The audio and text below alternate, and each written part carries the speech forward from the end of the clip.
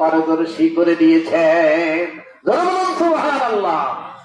আল্লাহ নবী যখন এই সূরা ইয়াসিন পড়া শুরু করবেন এবং কাফা মূর্খ পর্যন্ত আরবি বোঝার পরে এমন মগ্ন হয়ে যাবেন, পড়া শেষ আর জান্নাতবাসীরা আপনার ঘুমন্ত মধ্যে পড়ে যাবে বেহুশ হয়ে। অবশ্যই কেরামরা বলেন বিশ্ব নবীর এই পড়াশোনার সাথে সাথে আপনার 8 লক্ষ বছর পর্যন্ত তারা জান্নাতে শুয়ে থাকবে বেহুশ অবস্থায়। সুবহানাল্লাহ। আসুন, আমি যে কথাটা বলতেছি এখন আসবে মহান আল্লাহ রাব্বুল আলামিনের পালা। ধরে বলুন সুবহানাল্লাহ। এই কথাটা বলতেছি ওরে মানুষেরা, ওরে আমার বর্তার মা বোনেরা, আমাদের পুরুষদের চেয়েও গুনাহগার তোমরা বেশি। কেননা আমার এই পুরুষ ভাইয়েরা, আমার এই পুরুষরা, তার চক্ষুটা তো আসলে অত যদি বেগানা বেহায়া অবস্থা যদি নারীরা যদি রাস্তাঘাট দিয়ে চলে, তাহলে আমাদের এই পুরুষেরা জান্নাতে আল্লাহর দেখা অসম্ভব হয়ে পড়বে। কথা বলেন ঠিক কিনা? কারণ জান্নাতি নজর দেখতে হলে, আল্লাহকে দেখতে হলে জান্নাতি চোখেরই প্রয়োজন। কথা বলেন ঠিক কিনা? খারাপ দেখলে, গুনাহগার হলে এই চক্ষু দিয়ে যদি কোন নারীকে নজর করে, খারাপ মন্তব্য করে, এই চক্ষু দিয়ে যে ব্যবসা বাণিজ্য যদি হারাম অবস্থায় ব্যবসা বাণিজ্য করে, এই চক্ষু দিয়ে যদি খারাপ অবস্থায় যদি লেনদেন করে, এই চক্ষু নজর করে যদি দুনিয়ার মধ্যে যদি অত্যাচার করা শুরু করে দেয়, জেনে রেখেন কিয়ামতের ময়দানে এই চক্ষু দিয়ে আমার আল্লাহকে দর্শন করা পরকালেও সম্ভব হবে না।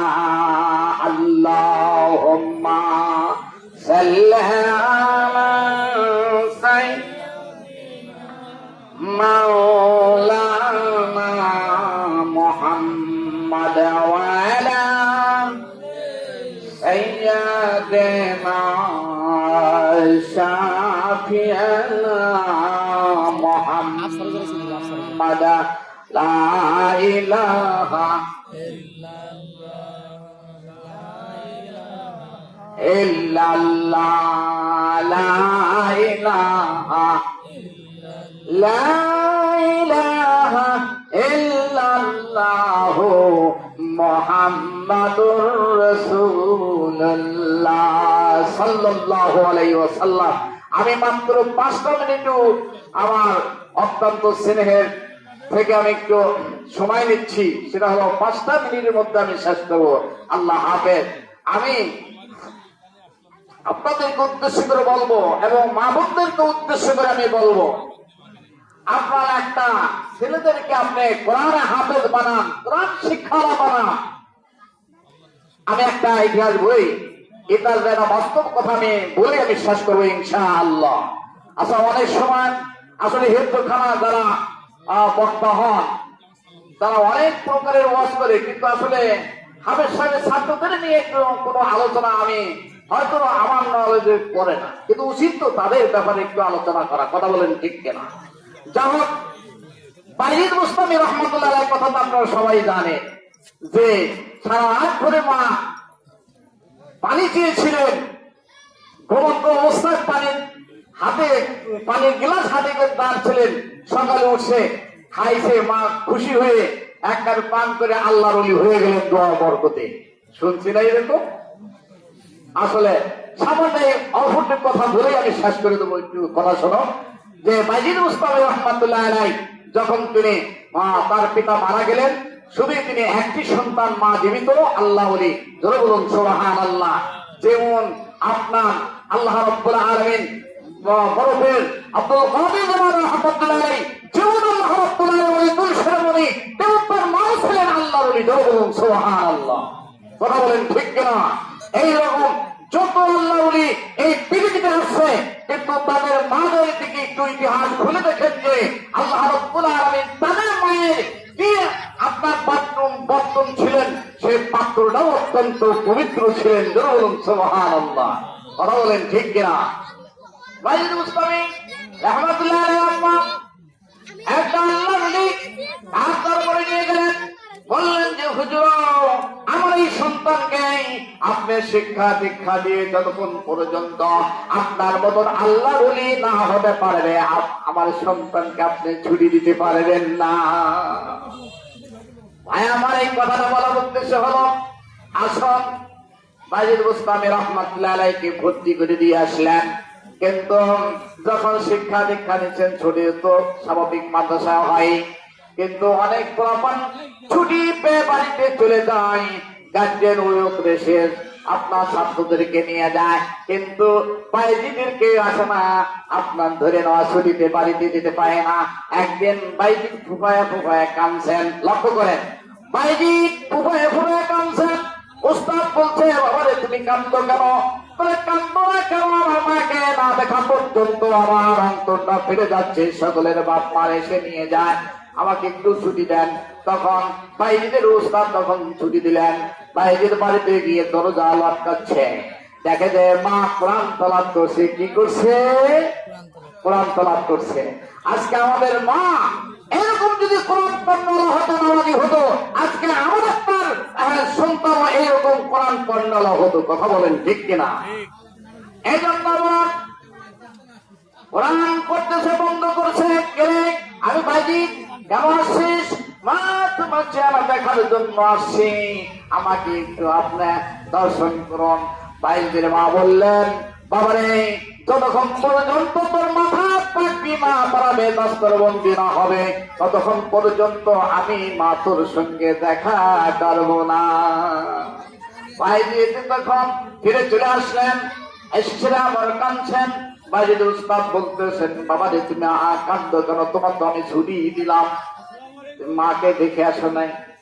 বলে, হুজুর মা আমার সঙ্গে সাক্ষাৎ হলো না।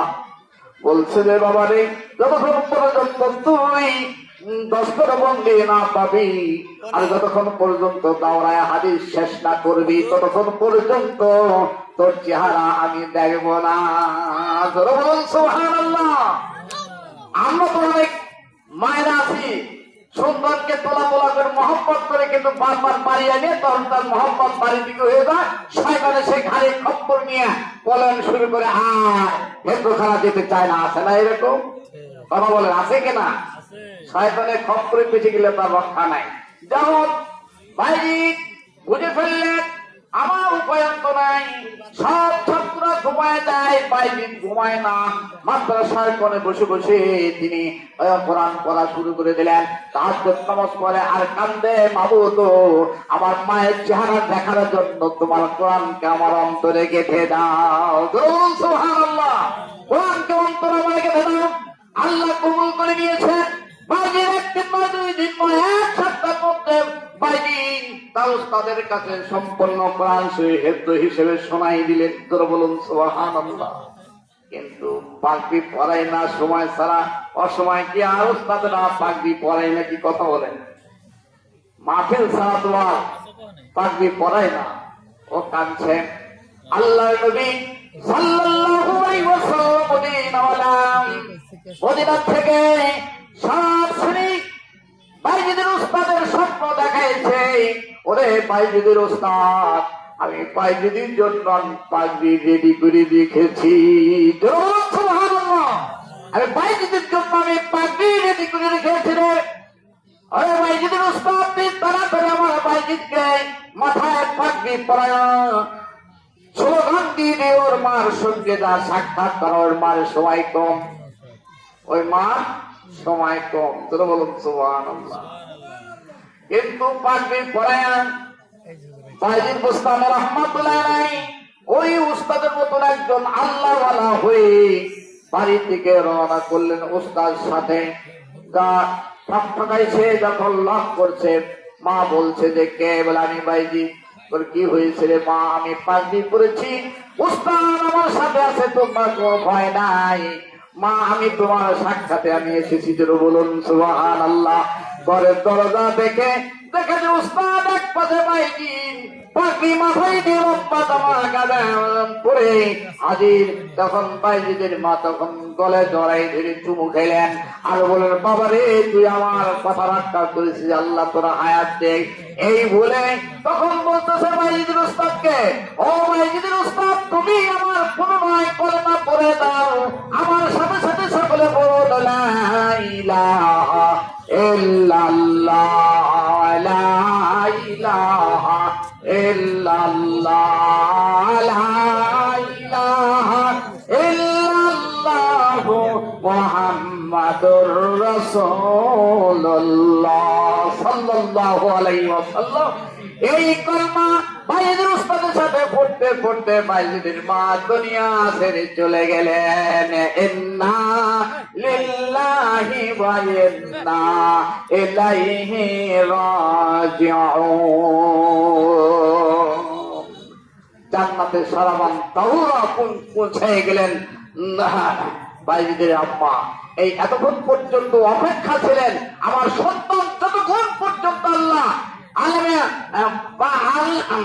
বা আমলে আলেম না বানো, হাফেজ না বানো, ততক্ষণ পর্যন্ত আমার মৃত্যু দিও না। এই কামনা আমার আল্লাহ কবুল করেছেন।